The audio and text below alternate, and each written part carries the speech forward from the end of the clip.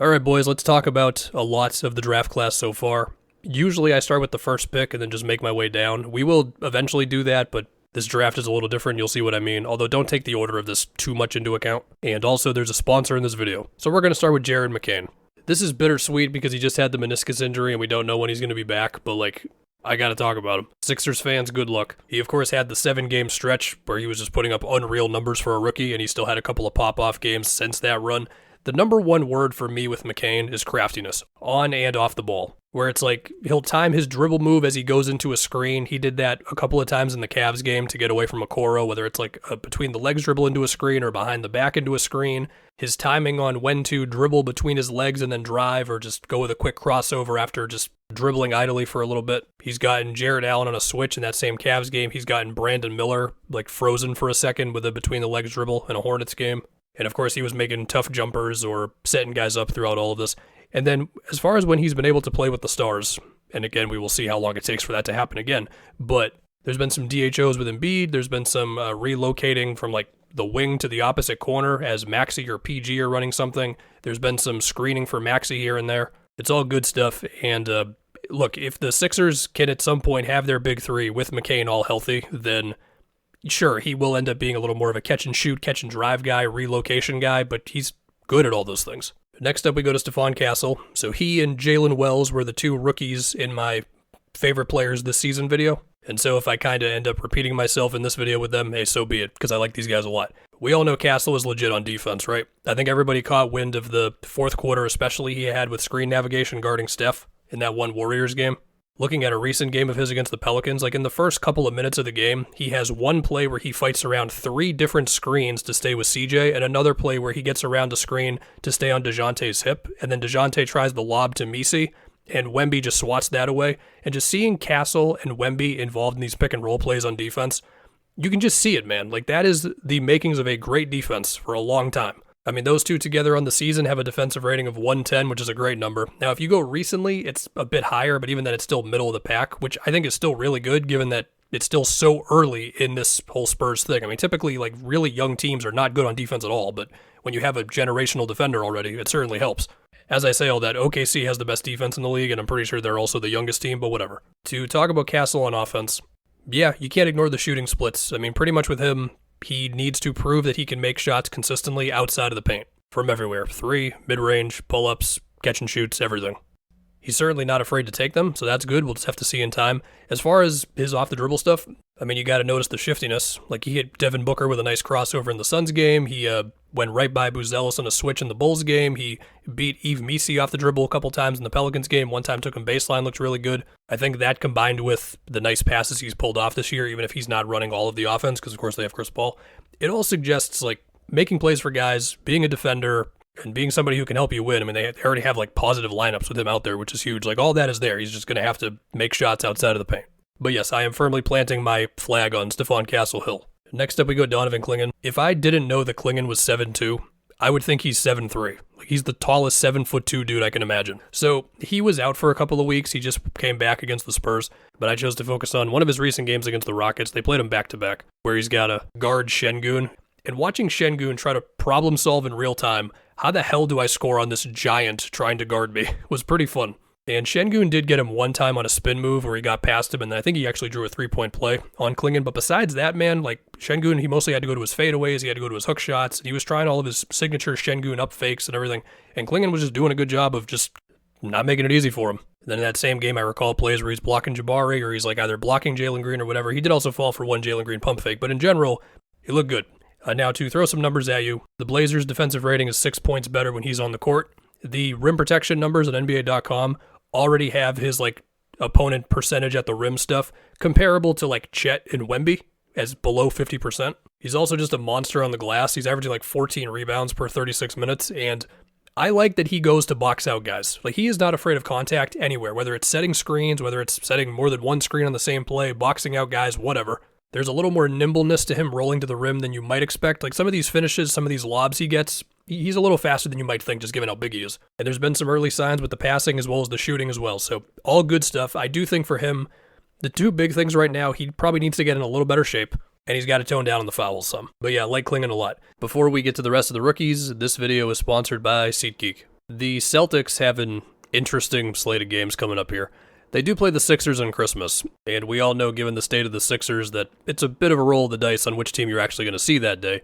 They're also playing the Bulls in a few days here, but hey, for what it's worth, the last Celtics-Bulls game was actually a 3-point shootout that was decently competitive. But if I wanted to go to that game, or if I wanted to go to a different NBA game, if I wanted to go to any sporting event, or a concert, or a music festival, or whatever, for example, the Kendrick and SZA show in Gillette Stadium in May, then I would use SeatGeek, as I have in the past, and it's always been a good time. And you can use my code FUNKY10 to get 10% off any tickets at SeatGeek, whether you're a new customer or not. SeatGeek rates deals on a scale of 1 to 10. No matter how many times you've bought tickets using SeatGeek before, once again, you can use my code FUNKY10 for 10% off your next order. You can find my link in the description as well as the top comment of this video.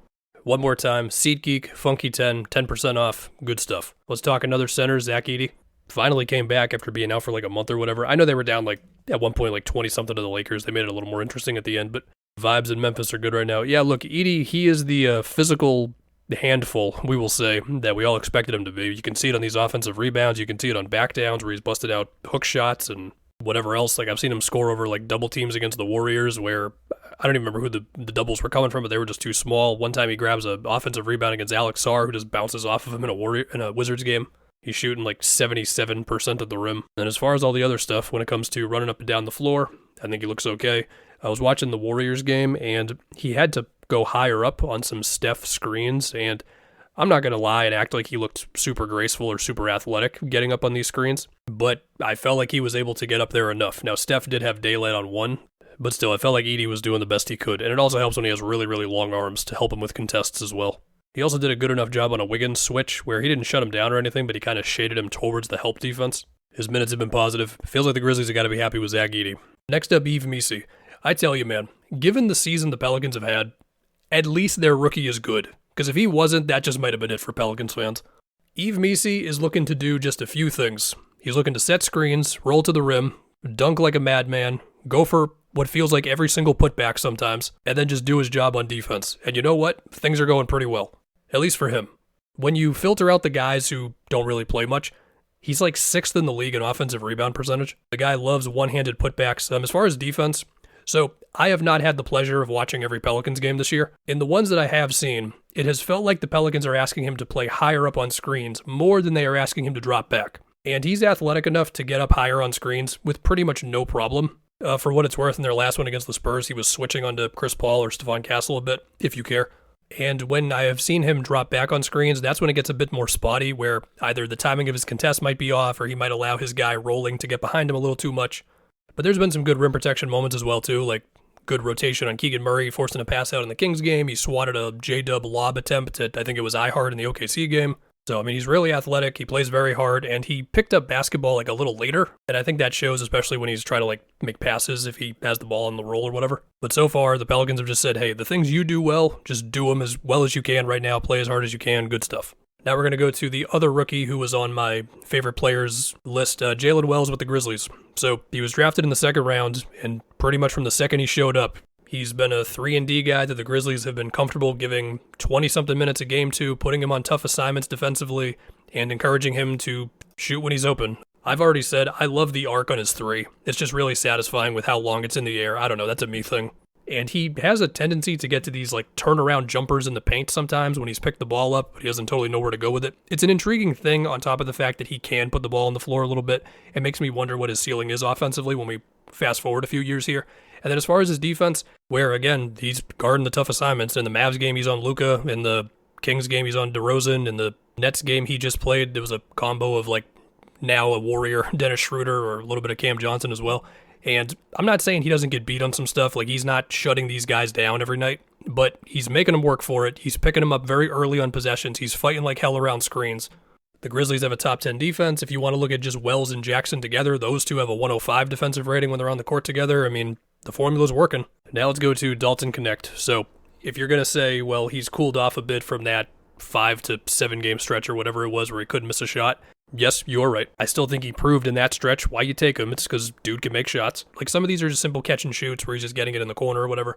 But there's been some sets too. I mean, one set that I remember seeing more than once was when he and AD would be on the same side of the floor, and then on the opposite wing there'd be a screen for like LeBron or D'Lo or Austin Reeves or whoever, and then it would be a cross-court pass to AD, and then Knecht would immediately flow into a handoff, and a lot of the time he would have daylight for a jumper. Of course, you've got your simple down screens coming out of the corner or pin downs. You got a bit of like him screening for LeBron or LeBron even screening for him sprinkled in there occasionally. When he's had to put the ball on the floor, he's been able to translate that into like some pull-up twos or something at the rim. Now, as far as his defense, look, hopefully he keeps on making shots, but also the whole Lakers team has a defense thing. But yeah, he can make shots, man. And obviously him being involved in actions can open things up for other guys. Next up, we'll go to Risacher. He's starting, playing about 20 minutes a night. A lot of catch and shoot, a lot of catch and drive, transition, cuts, as you would expect, playing off of Trae Young. And there are a decent amount of things I like about Risacher. I mean, the team defense, and I mean, if you just want to look at box score stuff, like he's almost at a steal and a block per game.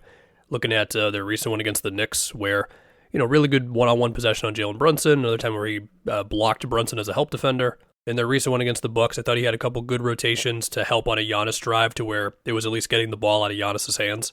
He also had some rough fouls in the first half of that game. He's got like quick swipes at the ball coming from the wing. I think when the Hawks rotate defensively and he has to, let's say, guard the space in between the corner and the wing and then be ready to close out in either direction, he looks good on all that stuff. He looks really attentive with all that stuff. And I think when he's had the opportunities to go off the dribble, like the handle is definitely not bad, right? Now, I think the finishing, there was a game against the Cavs that I thought kind of summed up his finishing, where one time he tries to finish over Mobley underneath the rim, and he's just basically got no shot. He should have just passed it out.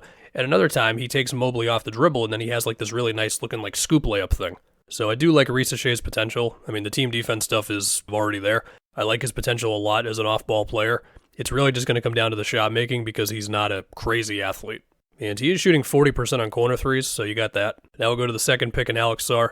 So there is possibly a timeline where Alex Sarr can be this new age big who can bring the ball up off of rebounds, because he does it a lot right now, and can move around the floor any which way defensively, play high on screens, switch, whatever, and then also make threes. But if it's going to happen, it's going to be a bit of a rocky road to get there.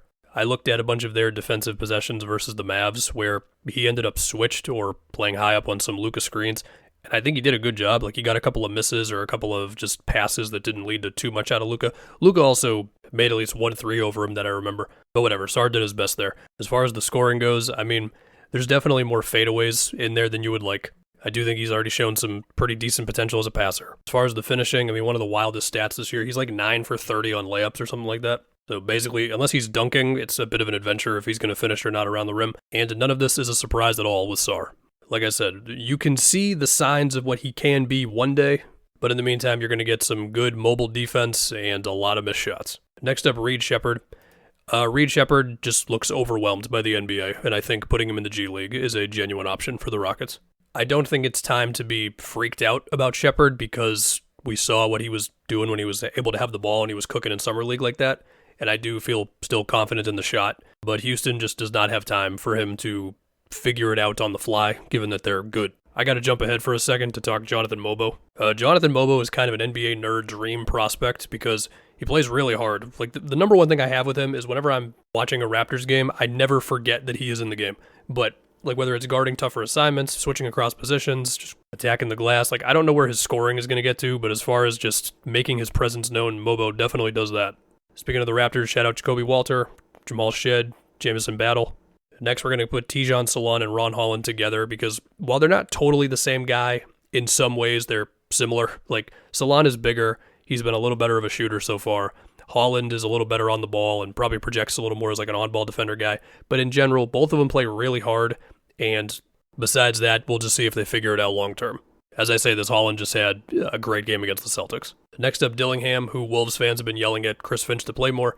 So we've gotten a few minutes from him since he came back from, I forget what he had. I think it was an ankle injury. But for me, the Houston game is still the game where he really showed what he can do for them. I mean, the Celtics game as well. In the Rockets game, the play that sticks out for me the most is still the Ant Gobert pick and roll that ends up in his hands on the swing pass, and then he drives, and that becomes the lob to Gobert.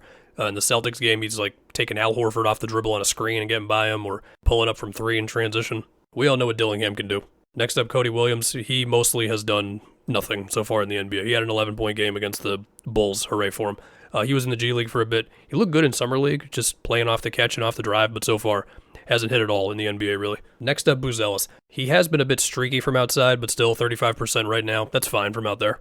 It does feel like he's been feasting in transition a bit, which is fine. His blocks are definitely interesting. I mean, like looking at the Pacer game, like he has this one play as a help guy where Obi would otherwise just have like an open drive off of a pick and roll.